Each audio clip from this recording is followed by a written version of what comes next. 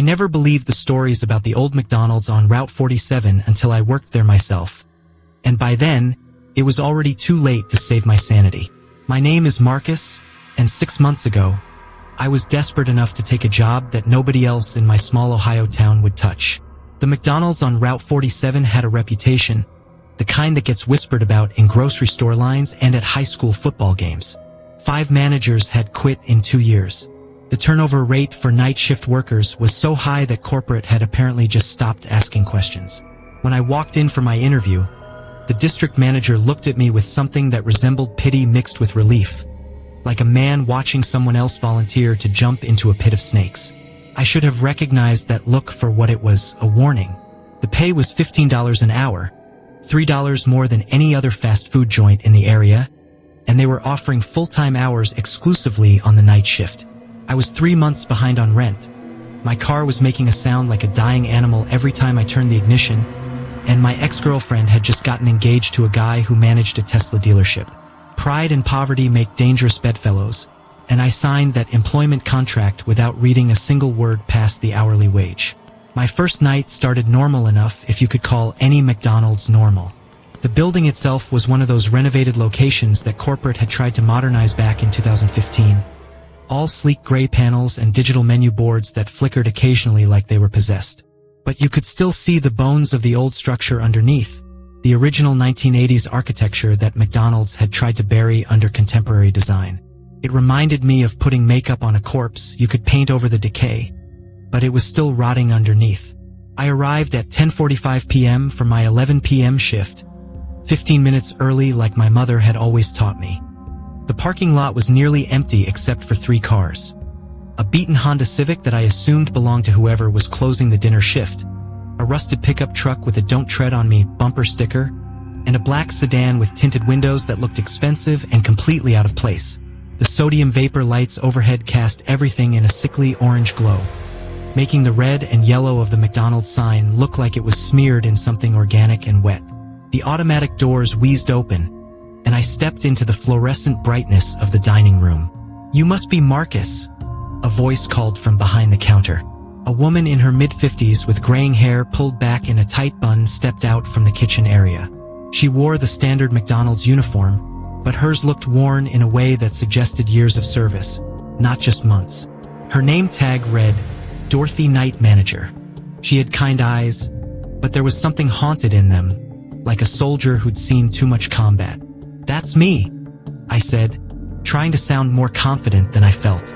Dorothy gave me a smile that didn't quite reach those haunted eyes. "Good. We need all the help we can get on nights. Corporate doesn't understand what it's like out here after midnight." She gestured for me to come behind the counter. "Come on, let me show you around before the shift change happens.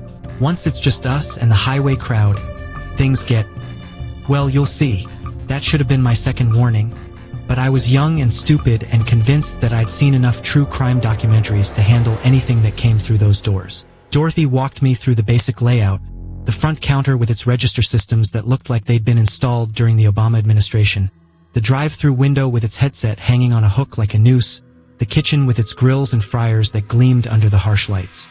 Everything smelled like oil and processed meat and chemicals designed to make you hungry even when you weren't.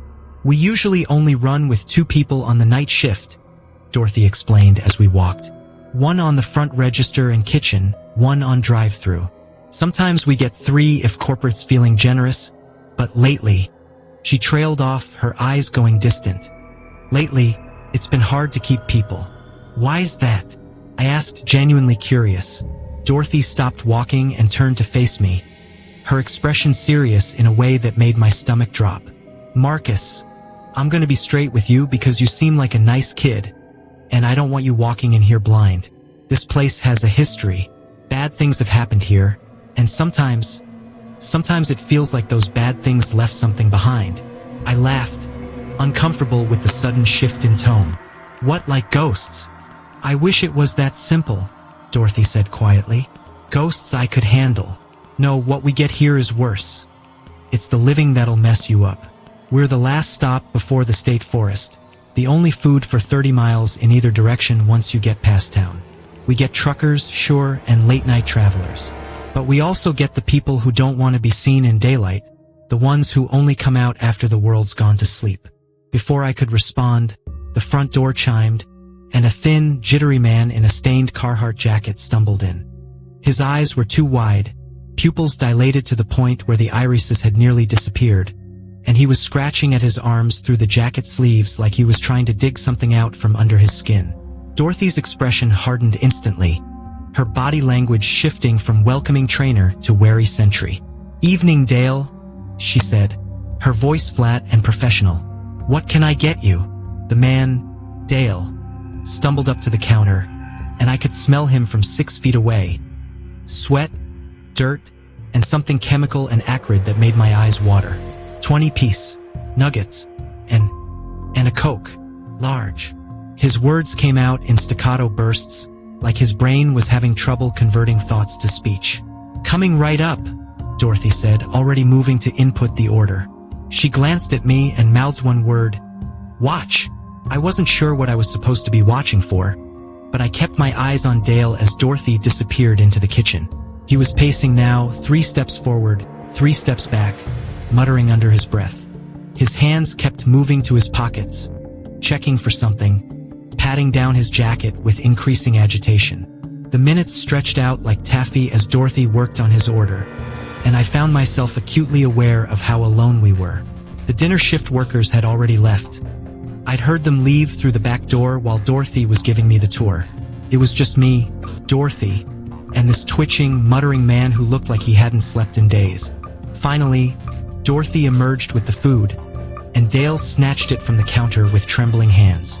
"12.47, Dorothy said calmly. Dale fumbled in his pockets, pulling out crumpled bills and loose change, counting it 3 times before sliding it across the counter. He never made eye contact with either of us. He just grabbed his food and his drink and practically ran for the door, muttering something that sounded like, "There in the trees," as the automatic doors wheezed shut behind him. "That's Dale," Dorothy said once he was gone. "Methamphetamine, probably. We get a lot of that out here. The state forest is apparently popular for mobile labs. He's harmless enough as long as you don't argue with him." She fixed me with a serious look. "Rule number 1. We don't judge the customers and we don't argue with them.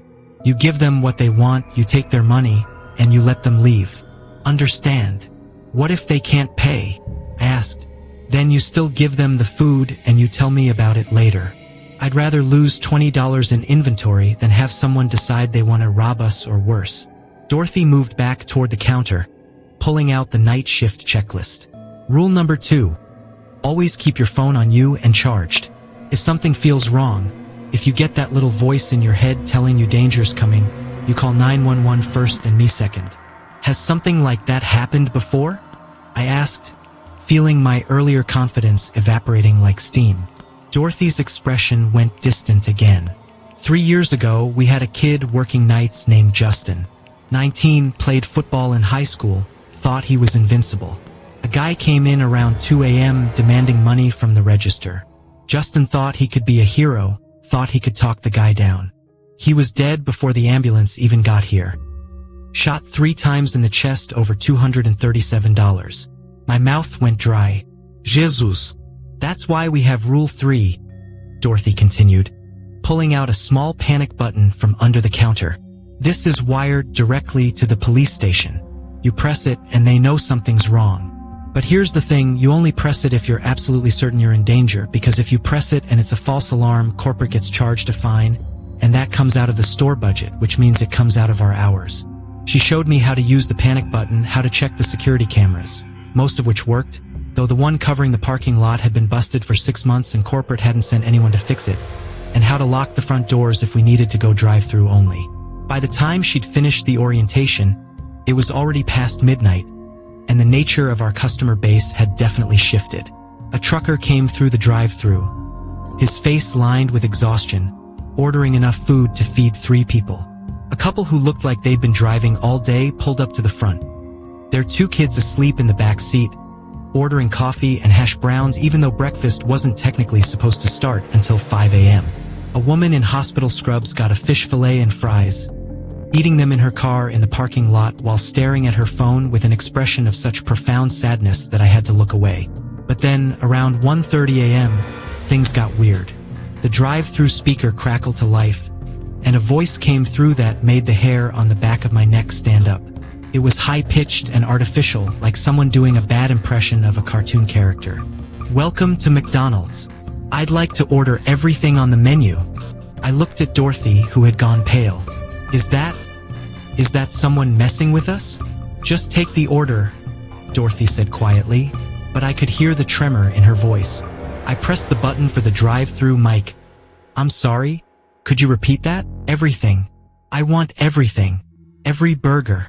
Every fry. Every nugget. I'm so hungry. So very, very hungry." The voice had an edge of mania to it that made my skin crawl. I looked at the drive-thru camera monitor, trying to see what kind of car was out there, but the angle was wrong. I could only see the edge of what looked like a dark van. "Sir, I can certainly help you with a large order, but I need you to be more specific about what." "Little boy, I can smell your fear through the speaker. Did you know that? I can smell it. Sweet and salty. Like French fries." Dorothy grabbed the headset from me and hit the emergency button that shut off the drive-thru speaker. In the sudden silence, I could hear my heart pounding in my ears. "What the hell was that?" I whispered. "That," Dorothy said, her voice tight, "was Jacob. He does this every few weeks. Used to be an employee here about 5 years ago, got fired for stealing, and now he likes to fuck with the night shift. The police know about him, but he's never actually done anything illegal enough for them to arrest him. Harassment doesn't count if it's through a drive-thru speaker, apparently." "That's insane," I said. "Welcome to night shift at McDonald's," Dorothy replied grimly. "It only gets weirder from here." She was right.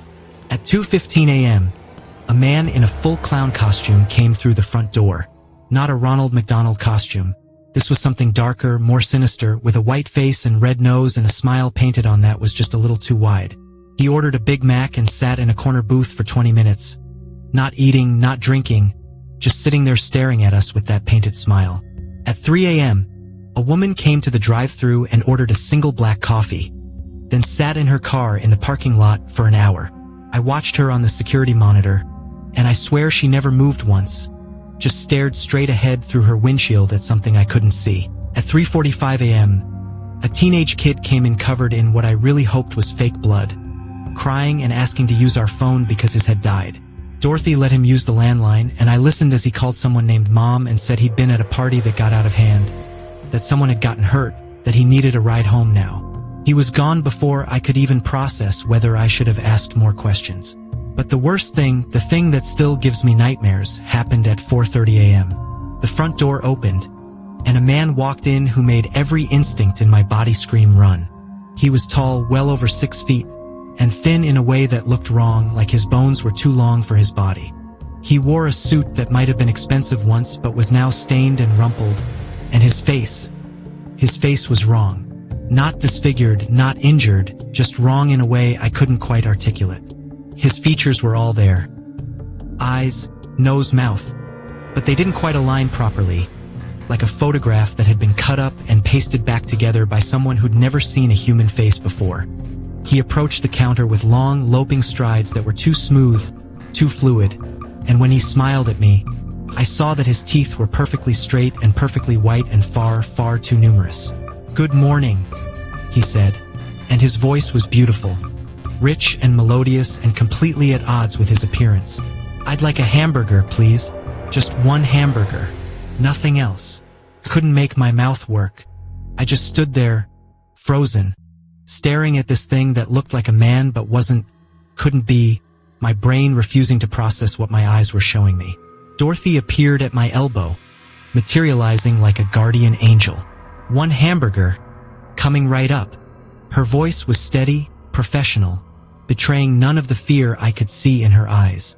"That'll be $2.47. The man reached into his pocket and pulled out exact change, placing it on the counter with fingers that had one too many joints. "I do so enjoy McDonald's hamburgers," he said conversationally while Dorothy went to prepare his order. "There's something about them that reminds me of home. That processed taste, that perfect uniformity." Every hamburger exactly the same as the last. Isn't that wonderful? That certainty? That sameness? I still couldn't speak. My vocal cords felt frozen. My throat closed up tight. "You're new," the man observed, tilting his head at an angle that was just slightly too far to be natural. "I can tell. You still have that look in your eyes. That hope that this is just a temporary stop on your way to something better. That's charming. Really, truly charming." Dorothy returned with the hamburger in its red box and set it on the counter. "Have a nice day, sir."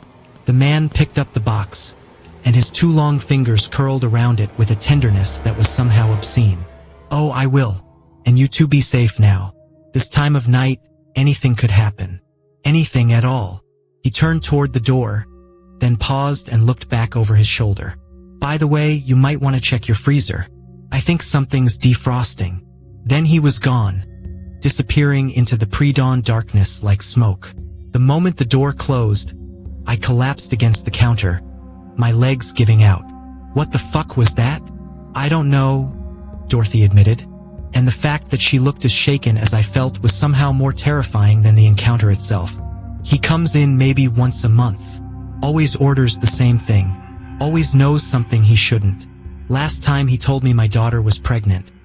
And she was, but she hadn't told anyone yet, not even her boyfriend. We need to call the police," I said. "And tell them what? That a weird-looking man bought a hamburger? They won't do anything, Marcus. They can't. He's not threatening us, he's not breaking any laws. He's just wrong. And that's not illegal." I wanted to argue, but I knew she was right. What could we possibly tell them that wouldn't sound insane? "What about the freezer?"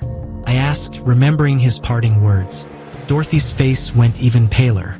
"Shit, come on." We rushed to the walk-in freezer, and the moment Dorothy pulled open the heavy door, I smelled it, that unmistakable scent of meat starting to rot. Inside, one of the freezer's refrigeration units had malfunctioned, and the temperature had climbed just enough that some of the frozen patties were beginning to thaw and spoil. "How did he know?" I whispered. Dorothy shook her head. "He always knows. That's the thing about him. He always fucking knows." We spent the next hour dealing with the freezer situation, throwing out the compromised meat and filing an incident report with corporate. By the time we finished, it was almost 6 a.m., and the breakfast shift was starting to trickle in. As I clocked out, exhausted and rattled, Dorothy pulled me aside. "Look, Marcus, I know that was a lot for your first night. If you want to quit, I'll understand. Hell, I'll even put in a good word for you at the Wendy's across town. They're hiring, and their night shift is apparently pretty tame." I should have quit. Every rational part of my brain was screaming at me to walk away, to find another job, to never come back to this place that attracted the worst aspects of humanity like a light attracts moths. But I was 3 months behind on rent, and my car was dying, and pride is a terrible thing. "I'll be back tomorrow night," I heard myself say. Dorothy nodded slowly, something like respect mixing with the pity in her eyes. "Okay, but Marcus, from now on, trust your instincts. If something feels wrong, it probably is. And if you ever see that man again..." She paused, choosing her words carefully. "Don't let him touch you. I don't know why, but that's important. Don't let him touch you." I drove home as the sun was rising, turning the Ohio sky into something beautiful and normal, and I wondered what the hell I'd gotten myself into. That was 3 months ago, and I'm still working nights at the McDonald's on Route 47. I've seen things since that first shift that would break most people. Things I'm not sure I can even put into words without sounding like I've lost my mind. Dorothy was right about this place having a history, about it attracting darkness like a lodestone attracts iron. But the worst part, the thing that keeps me coming back night after night despite everything I've witnessed, is that the man in the wrong-fitting suit was right too. There is something about the certainty of this place, the sameness of it, that becomes addictive. Every hamburger the same as the last. Every fry is cooked at the exact same temperature. Every night a variation on the same terrible theme. I've started to understand why the turnover rate is so high, and I've also started to understand why Dorothy has stayed for years. This job changes you, marks you in ways that make it hard to exist in the normal world during normal hours. We are the night shift, the watchers in the darkness, the ones who serve coffee and burgers to the things that go bump in the night. And sometimes, when I'm alone in that fluorescent-lit building at 3 a.m., I wonder if we're really serving them, or if they're feeding on something else entirely. Something that has nothing to do with hamburgers and everything to do with fear and loneliness and the particular kind of desperation that keeps someone working the graveyard shift at a McDonald's on Route 47. The man in the wrong-fitting suit came back last week. He ordered his hamburger, made small talk about the weather, and as he was leaving, he leaned in close, not touching, never touching, and whispered, "You're becoming one of us now. I can smell it on you. That wonderful scent of acceptance and resignation. See you next month, Marcus." I didn't tell Dorothy about that. I'm not sure what I would even say. All I know is that I'm scheduled to work tonight, and I'll be there, same as always, ready to serve the hungry and the desperate and the wrong things that pretend to be human. Because someone has to staff the night shift, and it might as well be me. Let me tell you about the McDonald's play place that ruined my childhood and quite possibly saved my life at the same time. My name is Sarah, and when I was 8 years old, my parents divorced in the spectacular fashion that only two people who once loved each other can manage, with lawyers and screaming matches and the kind of bitter resentment that permeates every shared space until even breathing the same air feels toxic. I was caught in the middle, a human wishbone pulled between two people who couldn't stand to be in the same room, but were both convinced they knew what was best for me. Every other weekend, I was mandated by family court to spend time with my father at his new apartment across town, a cramped one-bedroom where I slept on a futon that smelled like mothballs and unfulfilled dreams. My father, bless him, tried his best, but he had no idea how to parent a little girl alone. He could barely take care of himself. So, every Saturday afternoon, like clockwork, he'd load me into his beat-up Toyota Camry, and we'd drive to the one place he knew I'd be entertained for hours, McDonald's. Not just any McDonald's, though. The one on Riverside Drive with a massive play place attached to it like a tumor, a red and yellow monstrosity of plastic tubes and ball pits that had been installed sometime in the 1990s and hadn't been updated since. Looking back now, that play place was a health inspector's nightmare. I'm amazed it stayed open as long as it did. The plastic tubes were supposed to be transparent, but years of sticky fingers and neglect had turned them opaque, clouded with grime. The ball pits smelled like feet and old French fries. The slides were covered in mysterious stains that could have been anything from ketchup to bodily fluids, and probably were both. But when you're 8 years old and your life is falling apart, you don't care about health code violations. You care about escaping, about finding a space where the adult world and its incomprehensible problems can't reach you. For me, that space was the twisting maze of tubes and tunnels inside the play place, where I could pretend I was an explorer discovering a new world instead of a scared kid whose parents couldn't figure out how to be in the same room without hurting each other. My father would buy me a Happy Meal, always chicken nuggets, always with the toy, always with the same apologetic smile that made me want to hug him and scream at him at the same time. And then he'd sit at one of the plastic tables with his coffee and his newspaper, stealing glances at me every few minutes to make sure I was still alive and not choking on a ball or stuck in a tube somewhere. I'd eat my nuggets as fast as possible, stuff the toy in my pocket, and then climb into the play place like I was entering another dimension. And maybe, in some way, I was. The first few visits were normal, or as normal as anything could be in that pre-recession era of American childhood. I'd climb through the tubes, slide down the slides, bury myself in the ball pit until only my eyes peeked out. Sometimes there were other kids, and we'd play elaborate games of tag, or pretend we were pirates or astronauts. Sometimes I was alone, and I'd explore every inch of that plastic maze, mapping it in my mind, finding all the little corners and hiding spots. That's how I found the Red Room. It was my 4th visit, I think, or maybe my 5th. I'd climbed up to the highest level of the play place, a platform near the ceiling where the air was hot and stale, and I noticed something I hadn't seen before. In the corner, partially hidden behind one of the support beams, was a small opening, a tube I'd somehow missed in all my previous explorations. The tube was different from the others. While the rest of the play place was yellow and red and blue, this tube was dark red, almost maroon, and it angled down into shadows so deep I couldn't see where it led. Even at 8 years old, I knew this was strange. I'd been coming here long enough to know every inch of this structure, or so I'd thought. How had I missed this? I looked back toward where my father was sitting, but I couldn't see him from this angle. One of the plastic panels was in the way. I was alone up here, and something about that tube was calling to me with the kind of irresistible pull that only forbidden things have. I crawled toward it. The entrance was smaller than the other tubes, and I had to really squeeze to fit inside. The plastic was colder here, and it had a strange texture. Not smooth like the other tubes, but slightly rough, almost organic. The tube angled downward steeply, and I let gravity pull me down into the darkness. I slid for what felt like too long, much longer than the play structure should have allowed.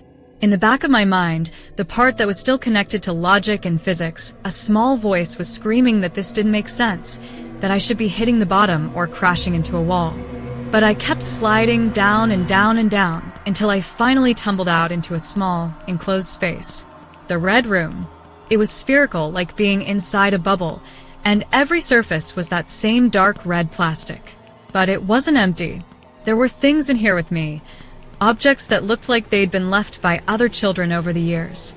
A stuffed bear with one eye missing, a broken action figure, a child's shoe, size small, covered in what I really hoped was dirt, a plastic tiara with half the jewels missing, and sitting in the center of it all, propped up against the curved wall, was a Happy Meal toy. It was a Ronald McDonald figure, but something was wrong with it. The paint had faded in strange ways, making his smile look less friendly and more predatory. His eyes had been scratched out, leaving empty black divots. And pinned to his chest with what looked like a thumbtack was a small piece of paper. My hands were trembling as I picked up the note and unfolded it. The handwriting was a child's, messy and uneven, and the message was simple. He's watching. Don't let him see you crying. A cold dread settled in my stomach. This was wrong. Everything about this was wrong. I needed to leave, needed to get back to the normal part of the play place where my father could see me and physics made sense. I turned around to find the tube I'd slid down, but it wasn't there. The Red Room was completely sealed. No entrances, no exits, just smooth red plastic curving in all directions. I was trapped in a bubble with the detritus of other children's visits and a defaced Ronald McDonald figure. I did what any 8-year-old would do in that situation. I started screaming. Dad, Dad, Help! I'm stuck. My voice echoed in the small space, bouncing off the plastic walls and coming back to me distorted and strange. I pounded on the walls, searching for any seam, any crack, any way out. There had to be a way out. I'd gotten in, hadn't I? Please, I whimpered, my voice getting smaller. Please, I want to go home. That's when I heard it, a sound like plastic sliding against plastic, and then a voice, muffled and distant, coming from somewhere above me. Are you crying, little girl? The voice was wrong. It sounded like it was trying to be friendly, trying to be comforting, but there was something off about the inflection, like someone who'd learned human speech from a manual instead of by actually being human. I swallowed my sobs, remembering the note. Don't let him see you crying. No, I called back, trying to steady my voice. I'm not crying. I'm stuck. Can you help me? A pause. Then, oh, that's a shame. I do prefer when they're crying. The tears make such lovely sounds, don't they? Like tiny crystals tinkling against glass. My blood went cold. This wasn't my father. This wasn't any of the employees. This was something else. Something that lived in the spaces between the normal world and whatever nightmare dimension this Red Room existed in. Who are you? I whispered. I'm the birthday party host. The voice replied, and I could hear the smile in it. I've been hosting parties here for such a long time. Birthdays, celebrations, special occasions. This play place is my domain, little girl. Every tube, every ball, every slide, it all belongs to me. Through the red plastic above me, I could see a shadow moving, something large and humanoid but wrong in its proportions. Too tall. Too thin. Arms that hung down past where knees should be. I want my dad, I said, hating how my voice cracked. Oh, but Daddy can't hear you down here. Nobody can. That's the thing about the Red Room. It exists outside the normal structure. A pocket dimension, if you will. I created it special, just for the children who wander a little too far, who are a little too curious. The shadow pressed against the plastic above me, and I could see the outline of a hand. Fingers that were too long, too many joints, pressed flat against the red surface like a spider. You see, I used to be the entertainment coordinator here. Back in the 90s, when this place first opened. I loved my job. I loved making children happy. But then there was an incident. A child got hurt, very badly hurt, because the play place wasn't built to code. Lawsuits followed. I lost everything. My job, my reputation, my purpose. The shadows shifted, and I could make out what might have been a head, tilted at an unnatural angle. But I didn't leave. Why would I? This place was my life. So I found a way to stay, to become part of the structure itself. I'm in the walls now, in the tubes, in every ball in that pit. I'm everywhere and nowhere. And every so often, I get to meet special little children like you, who find their way to the Red Room. Let me out, I demanded, trying to sound braver than I felt. Oh, I will, the birthday party host said, and his voice was almost sad. I always let them out eventually. But first, we have to play a game. That's only fair, don't you think? You came into my play place, into my special room. The least you can do is play one game with me. What kind of game? Hide and seek, he replied, and I could hear the grin in his voice growing wider. I'm going to count to 100, and you're going to try to find your way out of this play place without letting me catch you. If you succeed, you go free. If I catch you... A long pause. Well, let's just say you'll never have to worry about your parents' divorce again. You'll stay here with me, forever, in the plastic and the tubes. Won't that be fun? That's not fair, I shouted. I don't know how to get out of here. There's no exit. Oh, but there is, the birthday party host said. You just have to find it, and I'll give you a hint. Follow the crying. Before I could ask what that meant, the plastic beneath me suddenly gave way, and I was falling, tumbling through darkness, screaming. I landed in the ball pit with a splash of plastic, gasping for air. Above me, the lights of the play place seemed too bright after the darkness of the Red Room. I could hear normal sounds, kids laughing, parents talking, the beep of the registers. Reality. I was back in reality, but I could still hear that voice echoing in my head. 1, 2, 3. He was counting. The game had started. I scrambled out of the ball pit, plastic spheres cascading off me, and looked around wildly. The play place was crowded now. When had that happened?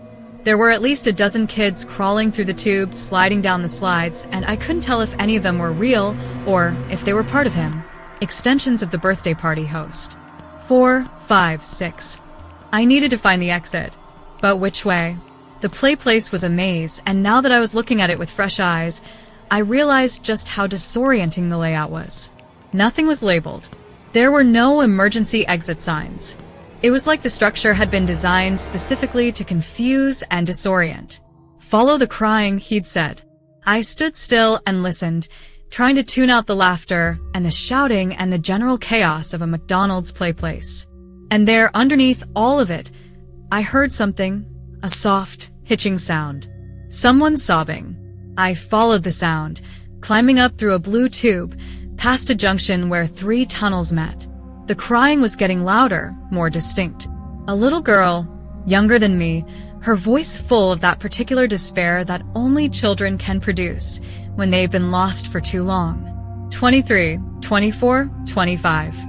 I crawled faster, my knees scraping against the plastic, my breath coming in panicked gasps. The tube turned sharply to the left, then angled upward, and I had to use all my strength to pull myself up toward the sound of crying. And then I saw her. She was maybe 5 years old, curled up in a small observation bubble, her face pressed against the plastic as tears streamed down her cheeks. She wore a Little Mermaid t-shirt and pink shorts, and her hair was tangled like she'd been in here for hours. Hey, I whispered, trying not to startle her. Hey, are you okay? She looked up at me with red, swollen eyes. I can't find my mommy. I've been looking and looking, but all the tubes look the same. 47, 48, 49. We were running out of time. I could feel it, a pressure building in the air around us, like the play place itself was holding its breath in anticipation. "I'll help you find your mom," I said, reaching out my hand. "But we have to go right now." Can you do that? She nodded and took my hand, her small fingers gripping mine with desperate strength. Together, we crawled through the tubes, following the sound of her crying that still seemed to echo from somewhere ahead of us, which made no sense if she was right here with me. That's when I understood. The crying wasn't coming from her. It was coming from where her mother would be, where safety would be. It was a beacon, a lighthouse in the plastic storm. 73, 74, 75. The counting was getting faster now, more excited, like a child rushing through a game they knew they were going to win. I pulled the little girl along, taking turns randomly, desperately, following that sound of crying that seemed to always be just ahead of us, just out of reach. We passed through a red tube, then a yellow one, then suddenly burst out into an open area I didn't recognize. It was another platform, but this one had a ladder, a real ladder leading down to the floor below. And standing at the bottom of the ladder, looking up with frantic eyes, was a woman in a grocery store uniform, tears streaming down her face as she called out, "Emma, Emma, where are you?" 96, 97, 98. "Mommy," the little girl screamed, and she practically threw herself down the ladder.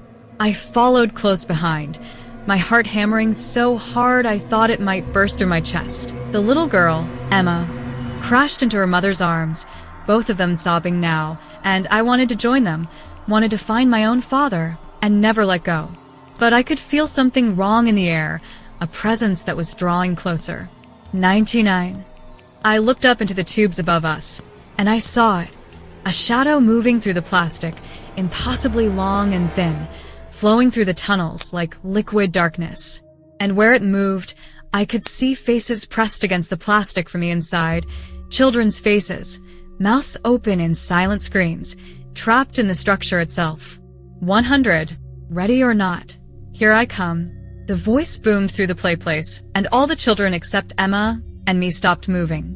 They turned in unison to look at us, their eyes gone completely black, their mouths stretching into smiles that were too wide, too full of teeth. "Run," I screamed. Emma's mother didn't hesitate. She scooped up her daughter and bolted toward the exit, and I was right behind them. The possessed children began to move, crawling through the tubes with inhuman speed, their limbs bending in ways that shouldn't be possible. Behind me, I could hear the birthday party host laughing, a sound like balloons popping mixed with screaming. We burst out of the play place entrance, and I could see my father standing up from his table, his newspaper falling to the floor, his mouth open in surprise at the sight of us running like the devil himself was chasing us. Because maybe he was. Emma's mother didn't stop until she was outside in the parking lot, and I finally found my father, crashing into him with enough force to nearly knock him over. "Sarah, what happened? Are you okay?" I couldn't answer. I just held onto him and sobbed, all the fear and terror pouring out of me in great, heaving gasps. When I finally looked back at the play place, everything looked normal. Children were playing, laughing, and sliding. The shadow was gone. The black-eyed kids were just regular kids again. But I knew what I'd seen. I knew what was living in those tubes. My father, bless him, didn't ask too many questions. He just held me, told me it was okay, and promised we'd never come back to this McDonald's again. And he kept that promise. Every other weekend after that, we went to the park or the movies or sometimes just stayed at his apartment and played board games. I never told him what really happened in the play place that day. How could I? He wouldn't have believed me. Hell, I barely believed it myself, and I'd lived through it. Years passed. The divorce was finalized. My parents learned to be civil to each other. I grew up, went to college, got a job, built a life. The play place became just another childhood memory, frightening but distant, like a nightmare that loses its power in daylight. But last week, I saw an article online. The McDonald's on Riverside Drive was being demolished to make way for a new shopping complex. And as part of the demolition, construction workers had discovered something unusual inside the play place structure. They'd found bones. Small bones, children's bones, hidden in the walls of the tubes, sealed behind the plastic where they shouldn't have been able to reach. 11 sets in total, some dating back to the 1990s. The investigation was ongoing, but preliminary reports suggested the children had somehow gotten trapped inside the structure itself, sealed into the walls during construction or renovation. The article quoted a construction supervisor. "It's the damnedest thing. The bones aren't just behind the plastic, they're merged with it, like they were somehow incorporated into the material itself. I've never seen anything like it in 30 years of demolition work." I read that article 3 times, my hands shaking, and all I could think about were those faces I'd seen pressed against the plastic, those children's faces screaming silently from inside the tubes. The birthday party host had told me I'd go free if I won the game. He'd never said anything about the children who'd lost. I think about Emma sometimes, the little girl I helped save that day. I wonder if she remembers, or if her mind has done what minds do and smoothed over the trauma, turned it into something more palatable. I hope she doesn't remember. I hope she got to grow up without those nightmares. But I remember. I'll always remember. And sometimes, late at night, when I'm drifting off to sleep, I can still hear that voice counting in the darkness. 1, 2, 3. And I wonder if there are other play places out there, other structures with their own birthday party hosts, counting and waiting for curious children to wander too far, to find the hidden tubes that lead to rooms that shouldn't exist. I wonder if he's still counting, even though his domain has been demolished, his plastic cathedral torn down and hauled away. Can something like that be destroyed, or does it just move on? Find a new structure, a new hunting ground? I don't know. I hope I never find out. But if you have children, if you take them to McDonald's or any fast food place with a play place, do me a favor. Watch them. Don't just sit with your coffee and your phone and assume they're safe in that colorful plastic maze. Because some mazes are designed not to entertain, but to trap. And some birthday parties never end. They just wait for new guests to arrive. The McDonald's on Riverside Drive is gone now, reduced to rubble and empty space. But I drive past that lot sometimes, and even though there's nothing there anymore, just dirt and construction equipment, I swear I can still see it. A flicker of red and yellow plastic. The shadow of tubes that no longer exist. And if I listen very carefully over the sound of traffic and construction, I can almost hear children laughing in a place that isn't there anymore. Or maybe it was never really there at all. Maybe it existed somewhere else, somewhere sideways to our world, and the play place was just a doorway, a thin place where the boundaries broke down. I don't go to McDonald's anymore. I can't. Even the smell of French fries and burger grease makes my stomach turn, brings back memories of that day, of the red room and the counting and those black eyes staring at me from bodies that used to belong to children. My therapist says it was trauma, that the stress of my parents' divorce manifested as a psychotic break, a shared delusion between me and Emma and her mother. She says the bones they found have a rational explanation, probably from a medical specimen or a prank gone wrong, nothing supernatural. But she wasn't there.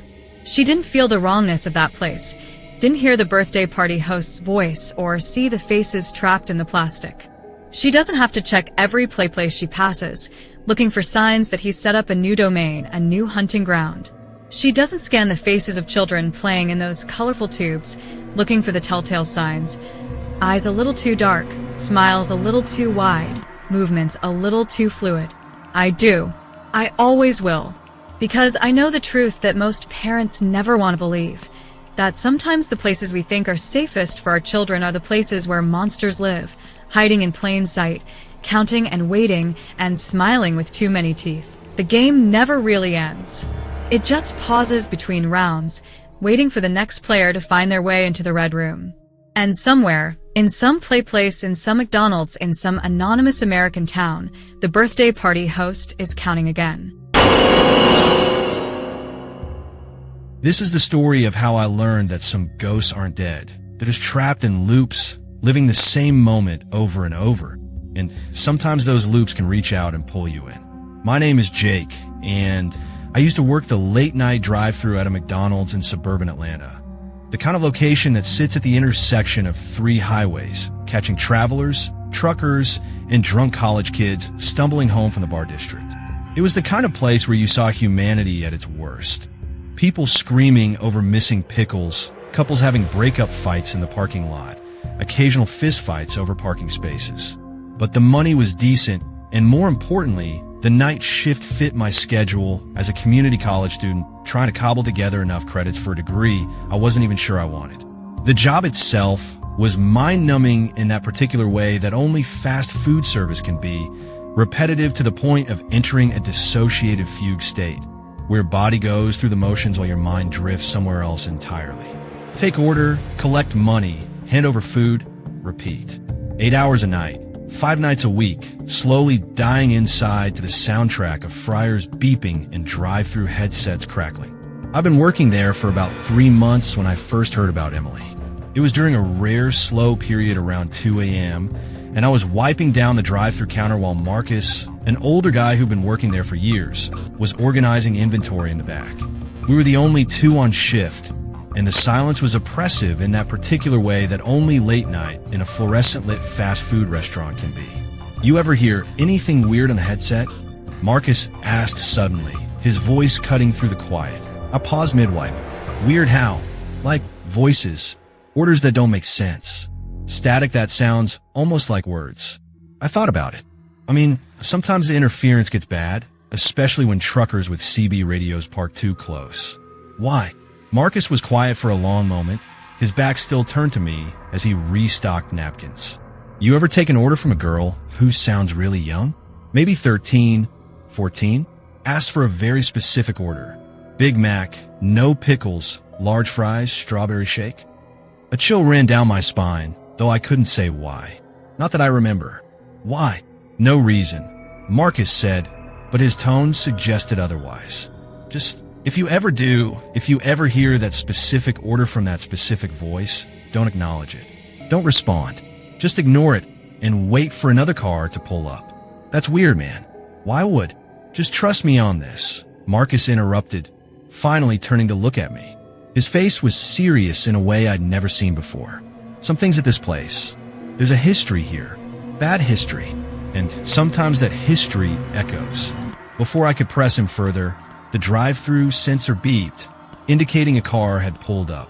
Marcus quickly went back to his inventory work, clearly considering the conversation over. I put on my headset and pressed the button. Welcome to McDonald's. What can I get for you? Static hissed through the speaker for a few seconds. Then a male voice ordered a quarter-pounder meal. Normal. Boring. Exactly the kind of interaction I'd had thousands of times before. But Marcus's words stuck with me, burrowing into my brain like an earworm.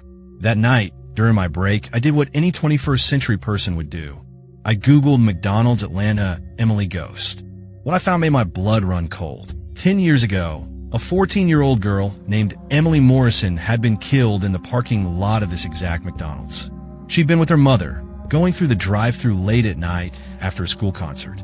They'd gotten their food, a Big Mac with no pickles, large fries, and a strawberry shake for Emily, and had pulled forward to check their order in the parking lot. That's when a drunk driver, going nearly 70 miles per hour, had jumped the curb and T-boned their car on the passenger side. Emily's mother survived with serious injuries. Emily died on impact. According to the articles I found, Emily had been an honor student, a member of the school choir, an avid reader who'd wanted to be a veterinarian. She'd been 1 month away from her 15th birthday. The drunk driver had served 3 years in prison and was released on parole for good behavior. The articles were accompanied by photos. Emily's school picture, showing a girl with dark hair and braces, smiling the particular awkward smile of early adolescence. Her mother in a hospital bed, grief etched on her face. The wreckage of their car, crumpled like aluminum foil. The passenger side completely caved in. I closed my laptop feeling sick. That poor girl. That poor family. And the driver served only 3 years? The injustice of it burned in my chest. But I told myself Marcus was just being superstitious. There was no such thing as ghosts, no such thing as echoes. It was just a tragic story that had happened at the place where I worked, nothing more. I was wrong. The first time I heard Emily's voice was 3 nights later. It was around 3:15 a.m., that dead zone of night when even the drunks have stumbled home and the highway traffic thins to almost nothing. I've been fighting to stay awake, my head nodding despite the fluorescent lights and the cold air from the freezer. The drive-thru sensor beeped. I straightened up, pressing the headset button by muscle memory. Welcome to McDonald's. What can I get for you? Silence. Not static silence. Complete and absolute, like the headset had been wrapped in cotton. Hello, can I take your order? Then, cutting through the silence, a voice. Young, female, shy-sounding. Hi, can I get a Big Mac with no pickles, large fries, and a strawberry shake?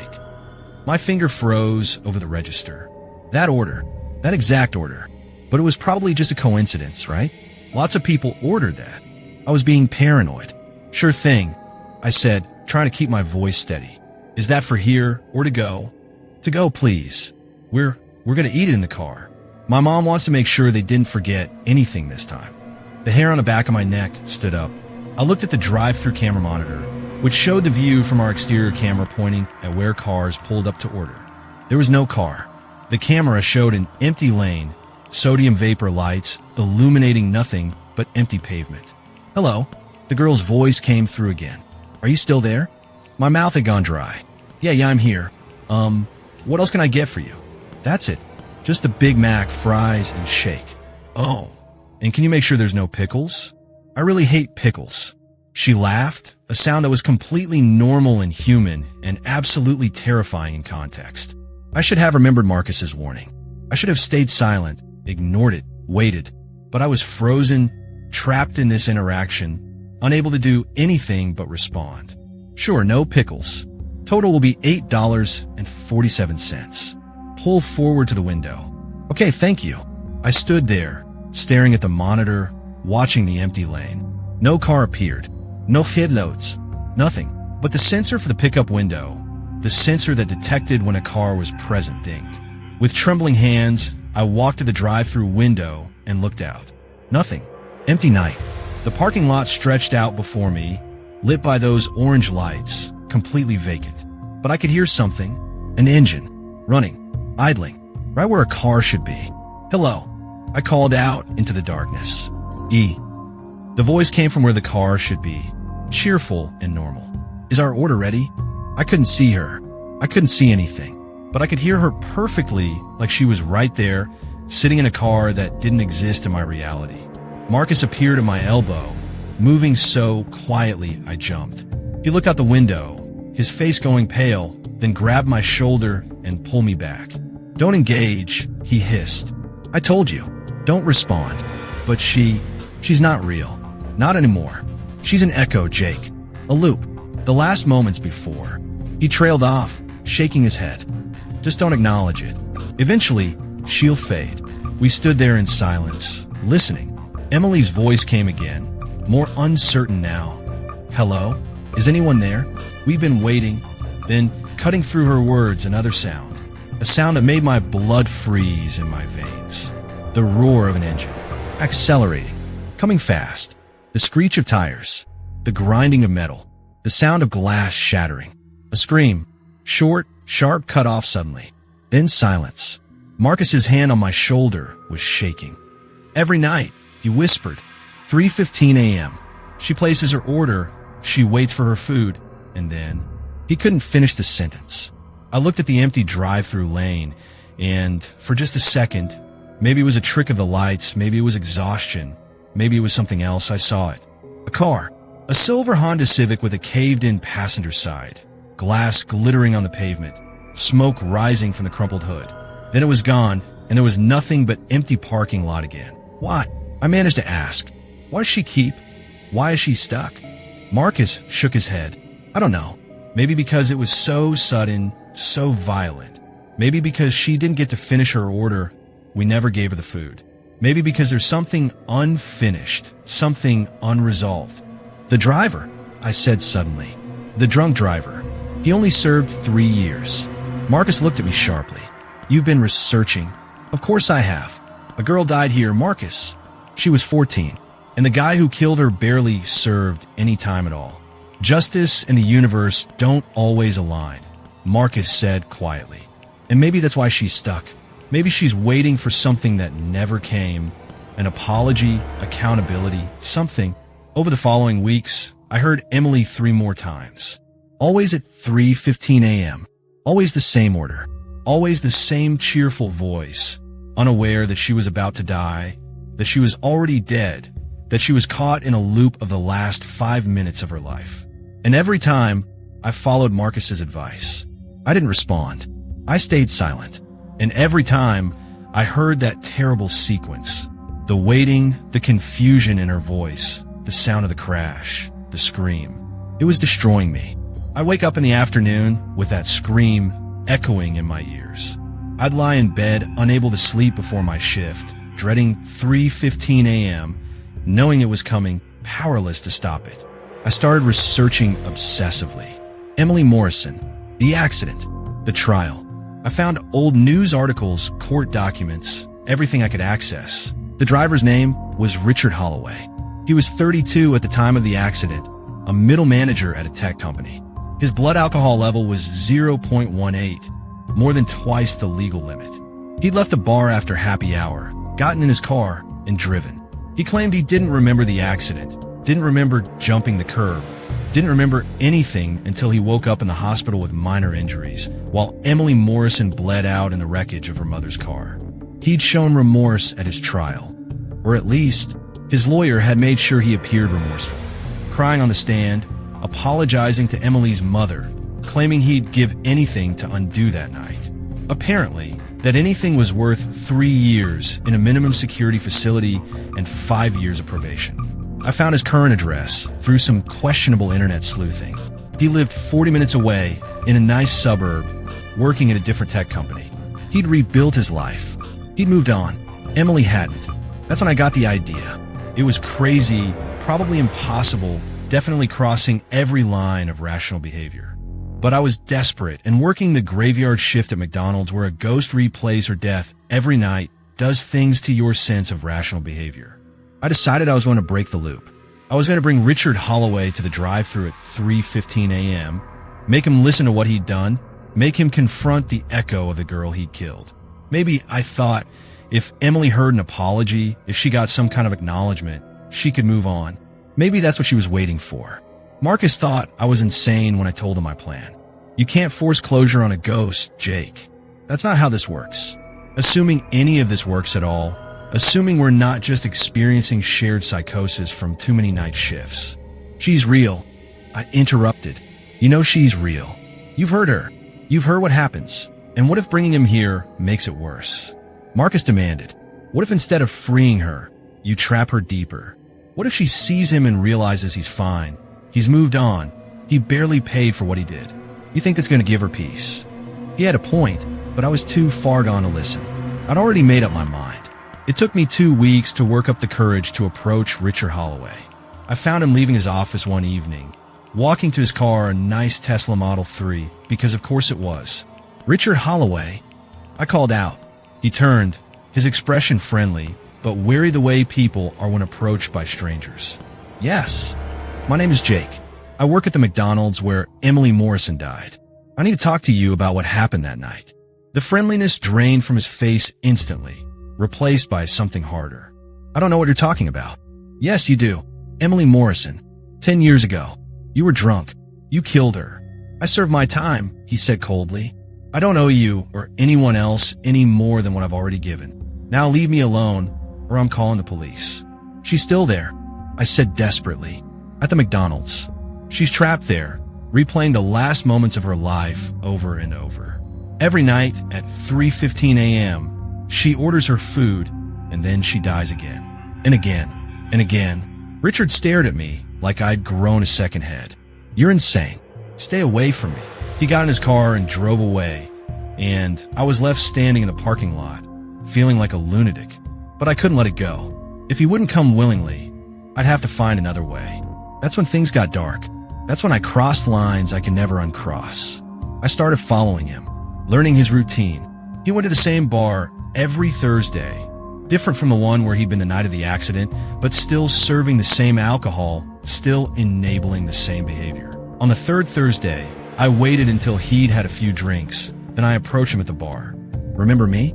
I asked, sliding onto the stool next to him. His eyes narrowed with recognition and annoyance. The crazy kid from the parking lot. Are you stalking me? Because I really will call the cops.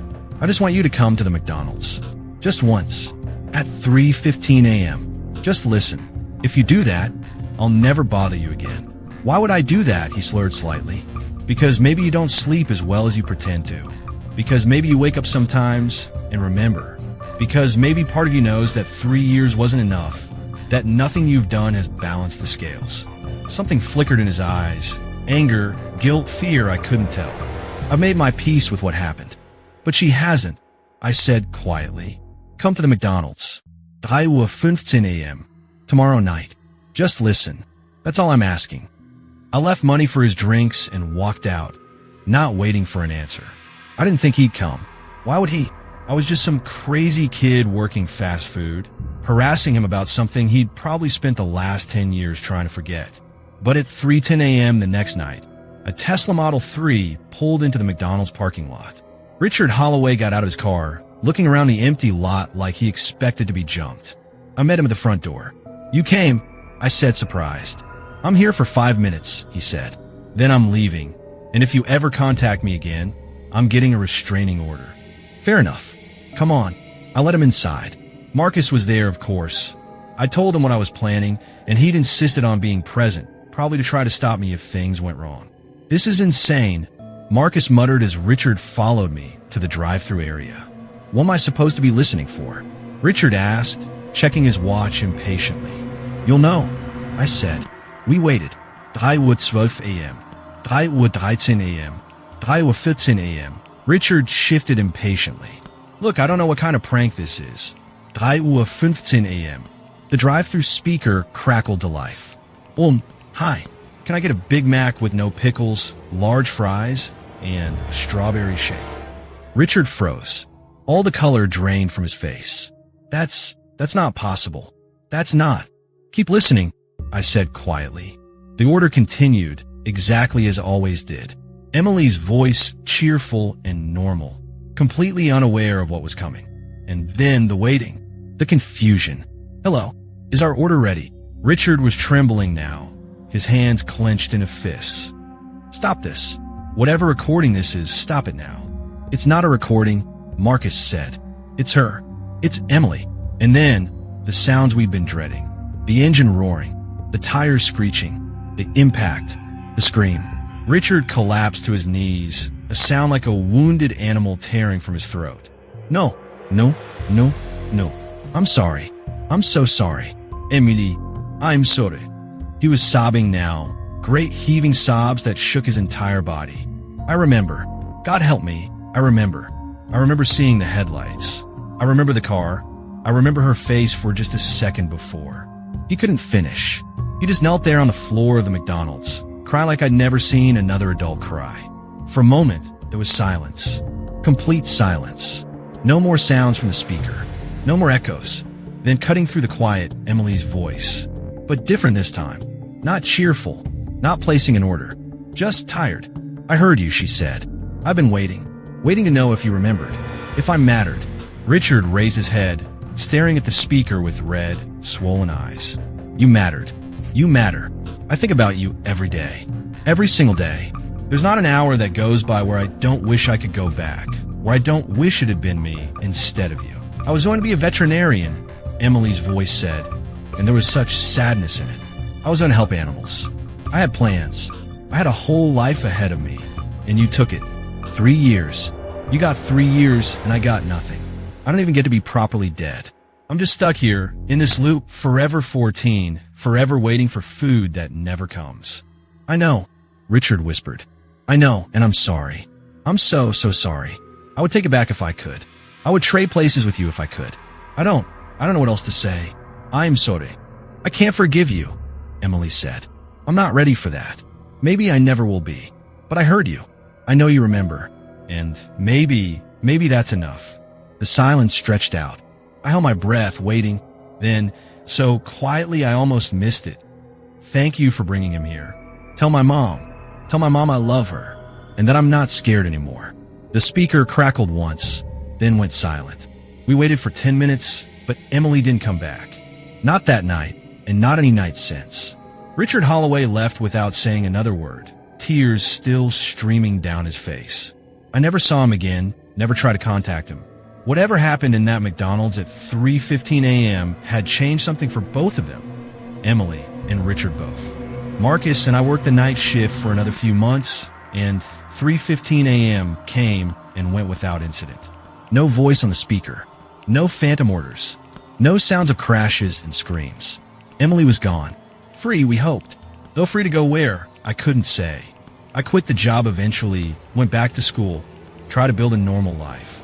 But I think about that night often, about Emily and Richard and the strange mercy of being heard, of being remembered, even if forgiveness is too much to ask for. I learned something working that drive-thru, that ghosts aren't always the dead. Sometimes the living are haunted too, carrying their ghosts inside them, unable to move forward until they face what they've done. And sometimes the dead are waiting not for justice, because justice is a human concept, and the dead are beyond human concerns, but simply to be acknowledged, to know that their life mattered, that their death mattered, that they weren't just forgotten. I drive past that McDonald's sometimes. It's still there, still serving burgers and fries to late-night travelers. Sometimes I pull into the drive-thru, order something simple, and listen to the static of the speaker. It's just static now, nothing more. But on quiet nights, when I'm lying in bed, unable to sleep, I think I can still hear her voice. Not scared, not stuck in a loop. Just a 14-year-old girl who wanted to be a veterinarian, who liked Big Macs without pickles and strawberry shakes, who had her whole life ahead of her until one moment of someone else's bad judgment took it all away. Thank you, her voice whispers in my memory. Thank you for bringing him. Thank you for helping me let go. And I hope, wherever Emily Morrison is now, she's finally at peace, finally free, finally able to move beyond that parking lot, beyond that moment, beyond the loop that held her for 10 years. Some ghosts need an exorcism. Some need a priest. Some just need someone to care enough to listen, to remember, to bring them the one thing they've been waiting for. Emily needed an apology. She needed to matter, one more time, to the person who'd taken everything from her. She needed to know she wasn't forgotten. And now, hopefully, she's more than a voice in a drive-thru speaker, more than a loop of final moments, more than a ghost. She's at rest, and that's worth more than any 3-year prison sentence could ever provide. These are my stories. 3 true tales from 3 different McDonald's locations. 3 different encounters with the darkness that hides behind the golden arches and fluorescent lights. Marcus still works the night shift on Route 47. He says the man in the wrong-fitting suit hasn't been back in months. But Dorothy retired last year after 23 years of service, and something in her eyes when she left told him she'd seen too much, that she'd reached her limit of horror that a human soul can carry. Sarah became a child psychologist, specializing in trauma and PTSD. She never has children of her own, never trusts play places, and according to mutual friends, she's covered every mirror in her apartment because sometimes, late at night, she sees red plastic reflected in the glass where it shouldn't be. As for me, Jake, I finished community college and got a degree in criminal justice that I've never used. I tend bar now, which is its own kind of night shift, its own theater of human darkness. But at least the ghosts in a bar are the living kind, drowning their demons in whiskey instead of being trapped in eternal loops of their final moments. But here's the thing they don't tell you about working night shift at McDonald's, about being one of those people who staff the lonely hours when decent folk are asleep. It changes you, marks you, opens your eyes to the thin places in the world, the spots where reality gets a little unstable, where the membrane between what should be and what shouldn't be grows dangerously permeable. We are the sentinels, the watchers, the ones who serve coffee and burgers to the things that walk at 3 a.m. And once you've done that, once you've looked into the abyss of fluorescent-lit fast food at ungodly hours, you can never quite close your eyes again. I still can't walk past a McDonald's without wondering what happens there after midnight. What comes through the drive-thru when the world is sleeping? What lives in the play places, in the storage rooms, in the spaces between the tiles where the mop never quite reaches? Every McDonald's has its stories, if you know who to ask. The workers who've been there long enough to see the patterns, to recognize when something isn't quite right, when a customer is something other than human, when an order is being placed from somewhere that exists sideways to our reality. There's a McDonald's in Portland where the ice cream machine works perfectly, and that alone should tell you something's wrong, because ice cream machines never work. Employees there report that anyone who orders a McFlurry after 2 a.m. never finishes it, just stares into the cup like it's showing them something in the swirl of ice cream and toppings, something that makes them go pale and leave without another word. There's one in rural Texas where the play place is kept locked at all times, chains and padlocks on the entrance, and nobody will explain why. The manager just says corporate orders and changes the subject, but the night shift workers whisper about what they found in there 15 years ago, about the birthday party that went wrong in ways that can't be explained by conventional physics or human behavior. There's one in Maine where the drive-thru camera stopped working in 2003, and they've never bothered to fix it because the employees prefer not to see what's actually pulling up to order. They just take the orders by voice, hand out the food to whatever's waiting at the window, and never, ever look directly at the customers between midnight and 4 a.m. And there are hundreds more, thousands maybe, each with their own peculiar darkness, their own manifestation of whatever it is that's drawn to these places. Something about the liminal nature of fast food restaurants, about the way they exist as non-places, spaces that are everywhere and nowhere, identical and yet distinct. Something about that attracts the wrong things, opens doors that should stay closed. Or maybe it's simpler than that. Maybe it's just that when you're open 24 hours, when you welcome everyone no matter what time it is, you're going to get more than just truckers and insomniacs. You're going to get the desperate and the damned, the lost and the hungry, the things that walk between worlds looking for a door back into ours. And McDonald's, with its bright lights and its promise of hot food no matter the hour, becomes a beacon, a lighthouse for ships that should have stayed sunk. I think about the three of us sometimes, Marcus, Sarah, and me. Three people whose lives were irrevocably changed by working late shifts at McDonald's, by encountering things that shouldn't exist but do anyway, by learning that the world is stranger and more terrible than we ever imagined. We're connected now in a way that people who work day shifts at normal jobs could never understand. We've seen behind the curtain. We know what's really out there, ordering Big Macs at 3 a.m. with too many teeth and voices that sound almost but not quite human. And once you know, you can't unknow. Once you've heard the birthday party host counting, once you've listened to Emily's ghost replay her death, once you've served coffee to the man whose body doesn't quite fit together right, once you've done those things, normalcy becomes a thin veneer over a much darker reality. The worst part is the wondering. Every McDonald's I pass, I wonder what haunts that one. Every fast food restaurant working late hours, every gas station open all night, every 24-hour diner. I wonder what walks through those doors when most of humanity is asleep. I wonder what the workers there have seen, what they've learned to ignore, what they've accepted as just part of the job. Because that's the other thing about working night shift in these places. You learn to accept the impossible. You have to, or you go insane. You learn to serve the wrong things with the same professional courtesy you'd give any other customer. You learn not to ask questions, not to stare too long, not to let your fear show. You learn that survival sometimes means pretending everything is normal, even when it very clearly isn't. Marcus taught me that. Dorothy taught me that. And in teaching me, they saved my life because the things that come through those doors can smell fear like sharks smell blood in water. Show weakness. Show that you recognize them for what they are, and you become interesting. And you never, ever want to be interesting to the things that visit McDonald's at 3 a.m. I got a message from Sarah last month. She tracked me down through social media, sent me a long email about her experiences, about how she's been trying to process what happened to her all those years ago. She told me about the bones they found in the play place, about how the investigation concluded they were from some kind of prank or hoax, despite forensic evidence suggesting they've been incorporated into the plastic during manufacturing, something that should have been impossible. She told me she still has nightmares about the Red Room, about the birthday party host's voice counting in the darkness. She told me that sometimes she sees children in play places with eyes that are a little too dark, movements that are a little too fluid, and she wonders if they're human children or if they're something else, something that won the game and now gets to live in the plastic tubes forever. And she asked me the same question that I've been asking myself for years. Why did we survive when others didn't? I don't have an answer. Maybe it was luck. Maybe we were smarter, more cautious, more willing to listen to warnings. Maybe the things we encountered weren't hungry enough that night.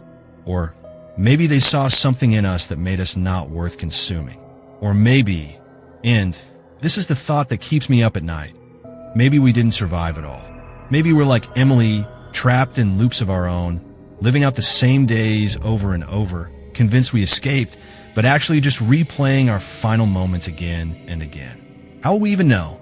If reality can fold in on itself enough to trap a 14-year-old girl in a drive-thru order, what's to say it hasn't done the same to us? What's to say we're not all ghosts, all echoes, all trapped in the plastic tubes and fluorescent lights of our own personal hells? I don't think that's true. I can't think that's true, or I really will go insane. But the doubt is there, planted like a seed, growing in the darkness of late-night thoughts when sleep won't come and the world feels a little too strange, a little too off-kilter. Marcus sent me a different kind of message. Just 3 words in a text at 3:15 a.m. last week. He came back. I didn't have to ask who.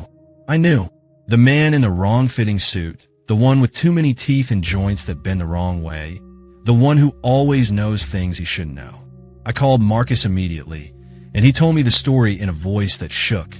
The man had walked in at 3 a.m., ordered his hamburger, and then looked directly at Marcus with those eyes that don't quite align properly and said, "Tell Jake and Sarah I said hello. Tell them the games never end. They just change players. Tell them I'll see them soon." Then he'd taken his hamburger and left, disappearing into the night like smoke, like something that was never quite solid to begin with. I haven't been able to sleep since. I check my locks 3 times before bed. I avoid McDonald's entirely now. Won't even drive past them if I can help it. I'm waiting for the other shoe to drop, for the knock on my door at 3 a.m., for the familiar voice to call out from the darkness. I do so enjoy our conversations. Sarah called me after I told her about Marcus's message. Her voice was tight with fear, but underneath it was something else, a kind of grim determination. "We need to figure this out," she said. "We need to understand what these things are, why they're connected to McDonald's specifically, why they mark certain people and leave others alone." "Sarah, I don't think we're equipped for that kind of investigation. We're not paranormal researchers or exorcists or we're survivors," she interrupted.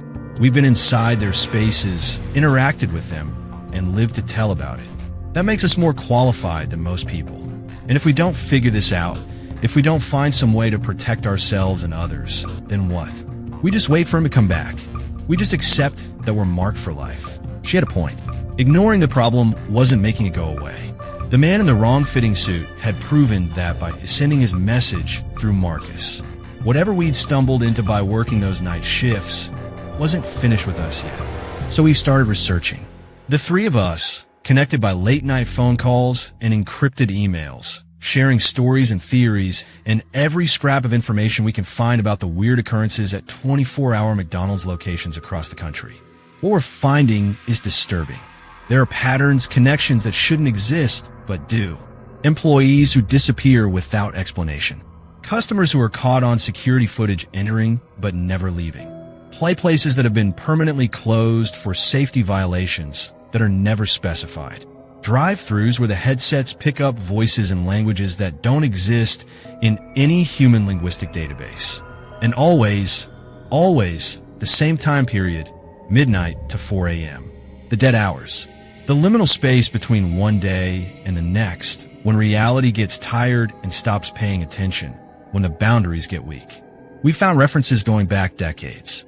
Stories from the 80s and 90s, when McDonald's was expanding rapidly, building locations in every town and city, creating a network of identical spaces that somehow act as connectors, as doorways, as thin places where other things can slip through. There's a theory Sarah has been developing, one that sounds insane but fits the evidence. She thinks McDonald's restaurants, with their rigid uniformity, their exact replication across thousands of locations, have created something like a parallel dimension, a shadow network that exists alongside our world, accessible only during those dead hours when the barriers are thinnest. And the things that live in that shadow network, the man in the wrong-fitting suit, the birthday party host, whatever else is out there. They use the restaurants as crossing points, as places where they can interact with our reality, feed on our fear, play their games. Every McDonald's is the same, Sarah explained during our last conference call. That's the whole point of franchising, right? Exact replicación. Same layout, same menu, same experience no matter where you are. But what if that sameness created something? What if by building thousands of identical spaces, we accidentally built a kind of metaphysical highway, a network that connects not through physical space, but through conceptual similarity?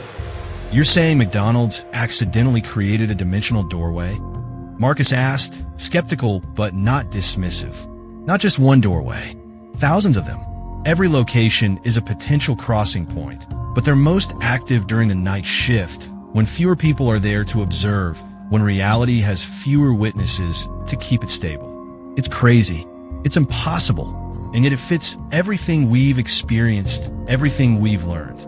The man in the wrong-fitting suit isn't a ghost or a demon or any traditional supernatural entity. He's something that exists in that shadow network, something that uses the McDonald's locations as portals to our world. Same with the birthday party host. Same with whatever else haunts these restaurants during those dead hours. They're not haunting the locations, they're visiting them. And we, the night shift workers, are the unfortunate greeters at the door to their world. Understanding this doesn't make me feel better. If anything, it makes me more afraid. Because if we're right, if this theory holds up, then working night shift at McDonald's isn't just a crappy job. It's playing Russian roulette with entities from a parallel dimension that view us as entertainment at best, food at worst. And the man in the wrong-fitting suit remembers us, knows our names, has plans for us. Tell them I'll see them soon. I don't know what that means. I don't know when soon is in the timeline of something that doesn't exist fully in our reality. Could be tomorrow. Could be years from now. Could be that he's already here, watching, waiting, enjoying our fear like a fine wine. All I know is that I can't go back. I can't work another night shift at McDonald's. Can't volunteer to stand at the threshold between worlds with a headset and a cash register. Can't serve coffee to things that pretend to be human but aren't. But I also can't hide forever. None of us can. We've been marked, seen, remembered. We're part of their game now, whether we want to be or not. Sarah thinks we need to go back. One more time. One final investigation into the McDonald's where each of us had our encounters. To see if we can find some way to close the doors, to seal the crossings, to protect future night shift workers from experiencing what we did. Marcus is reluctant, but willing. He feels a responsibility to the kids who'll take the job after him, who'll put on that headset at midnight and not know what they're really signing up for. And me? I am terrified. But Sarah's right. We can't just run forever. We need answers. We need solutions. We need to face the things that marked us and find some way to unmark ourselves, or at least to understand the rules of the game we've been forced to play. So we're planning, researching, preparing for one final night shift at our respective McDonald's locations, armed with whatever protection we can cobble together from folk magic and religious texts and sheer desperate hope. Will it work? I don't know. Can you fight something that exists partially outside of reality with prayers and salt and good intentions? I have no idea, but we have a try. Because if we don't, if we just accept our fate as marked individuals waiting for the man in the wrong-fitting suit to collect us, then we've already lost. We've already become victims, already surrendered to the darkness that lives in the fluorescent lights and plastic tubes and drive-thru speakers of every 24-hour McDonald's in America. The night shift continues. It always does.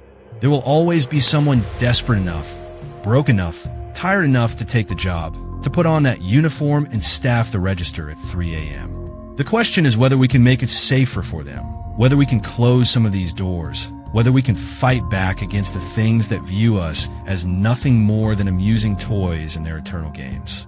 I'm writing this down as a record, as a warning, as a message to future night shift workers.